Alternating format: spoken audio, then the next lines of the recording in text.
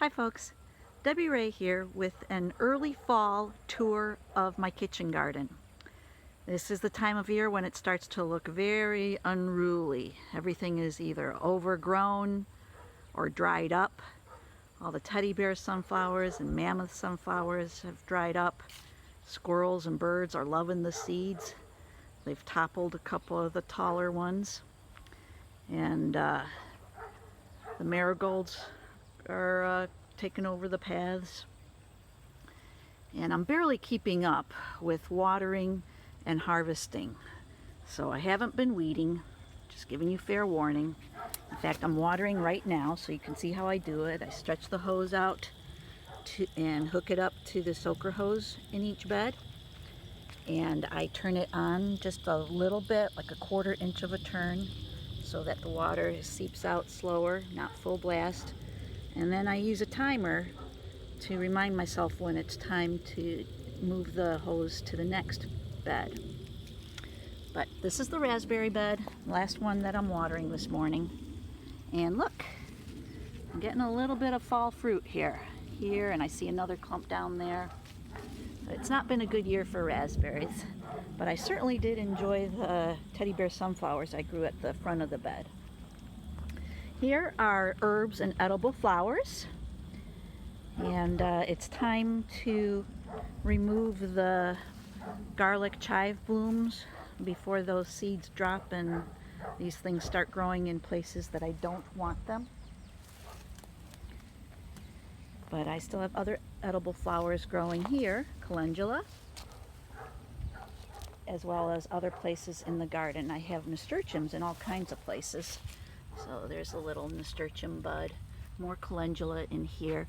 This is the strawberry bed, which is in which I interplanted a lot of other stuff, and all that's here right now.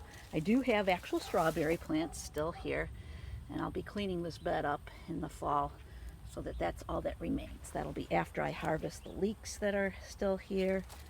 But the cucumbers and wax beans are about done. Well, actually it's still getting a few wax beans here and there. Now here are the 2 tomato beds, also looking pretty ragged. They were hit hard by the disease this year, so they're scrawny and dried up. And I've recently harvested, so there's not much out there. And we could, we're entering first frost alert season, so I'll keep harvesting them until that first frost comes. I've got a bunch of tomatillos coming along too in here. There's a tomatillo. And still I have a bunch of beets that I haven't harvested yet too. I'll be doing those for a little later when I have time. Also here in this bed and the herb bed and some of my containers, I still have plenty of basil, and that needs to be harvested, and I'm gonna make pesto and freeze it. Do that soon before the temperatures get down. We're expecting 39 is the low tomorrow night. And here are the bean beds. Again, these vines just took over completely this year, so they're producing well. I'm ready to quit with the blanching and freezing green beans and do some pickling with them now. And Mrs. Green Beans, first year this has ever happened, she's got more on her skirt, kind of grew up and not only around her like a scarf, but completely covered her head. Peekaboo, I see you, Mrs. Green Beans. And she is flanked by the zinnias, which also grew extra tall this year. This one's taller than I am. I'll be posting pictures I've been catching pictures of monarch butterflies out here. They love these zinnias too. And they're cut and come again, so I've already cut some and used them as table centerpieces in vases, and they'll keep bringing out more flowers for me until frost. And I did get a little bit of lettuce where the snow peas were not a whole lot yet. I haven't had time to do as much fall planting as I had hoped.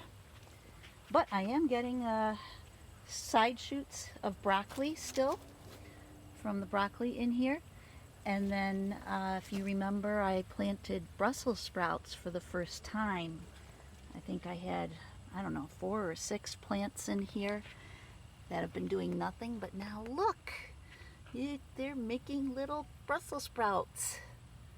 So I could be getting my first harvest of that this year.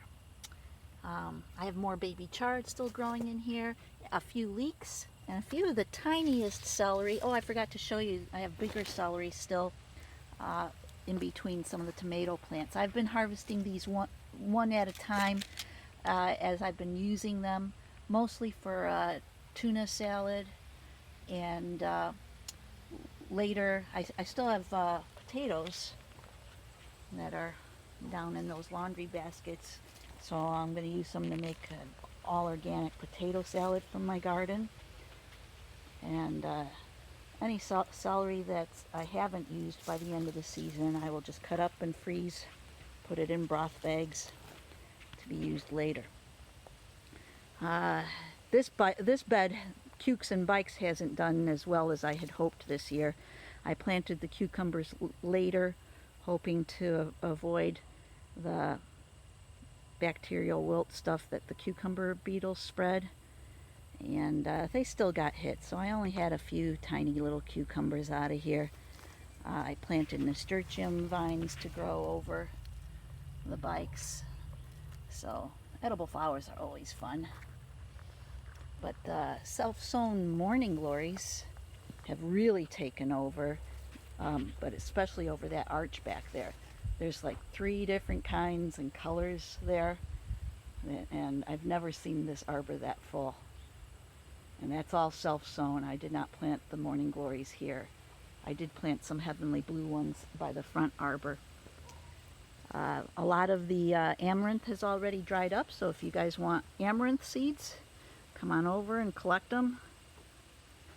That's a lovely flower. Every part of it is edible, and it grows very tall, nice vertical interest. Here's some that's been swallowed up by the beans. So before I end this tour, I want to go back to the arbor in front where I said I had heavenly blue morning glories. None's blooming right now, but I've got my first cardinal vine flower blooming. Yay! Took long enough, huh? So anyway, that's how things look here. Like I said, rather unruly, and all I see is lots of work ahead. But thanks for watching. See you later. Oh, time to change it to the hose.